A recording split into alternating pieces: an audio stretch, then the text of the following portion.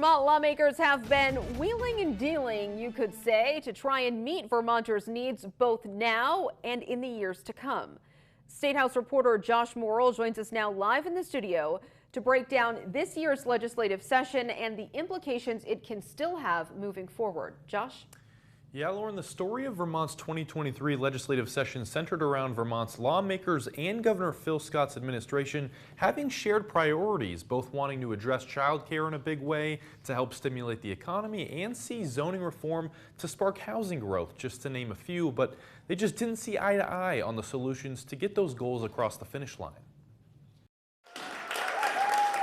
Vermont's 2023 legislative session has come to a close, and leaders in both chambers say they accomplished what they wanted to in Montpelier. We found agreement ultimately. I think we accomplished a tremendous amount for Vermonters. From passing a historic investment in childcare to gun and zoning reform, along with a study that could lead to progress with climate change mitigation, the legislature's $8.5 billion budget could be considered monumental by some.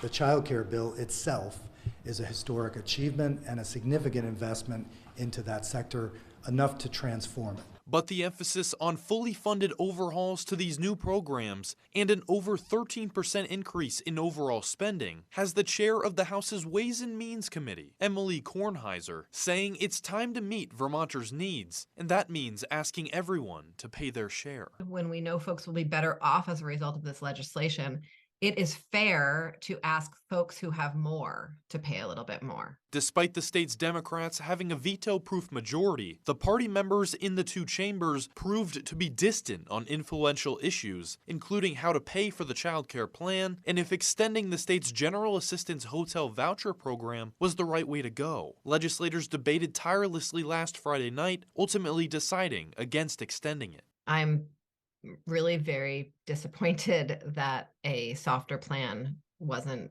available. If people were able to remain sheltered, we could come together, state agencies, people on the ground, shelters, and impacted individuals to actually create a responsible transition. Advocates like former Democratic nominee for governor Brenda Siegel are terrified for those being pushed out of the hotels. But even without the program's allocation, Governor Phil Scott is frightened for Vermonters' wallets and is ready to utilize his veto pen on a record number of bills, including on a permanent universal school meals plan and DMV fee hikes.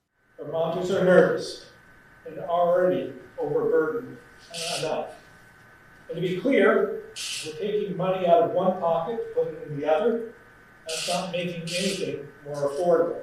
With the ink yet to hit paper, lawmakers look to the June veto session to ensure their priorities come to fruition. He's using the veto in a different way, and I think you will see more overrides as a result, because people don't want to be thwarted on climate change. They don't want to be thwarted on gun safety. Josh Morrill, The veto Fox session will 44 start June News. 20th and run through the 22nd.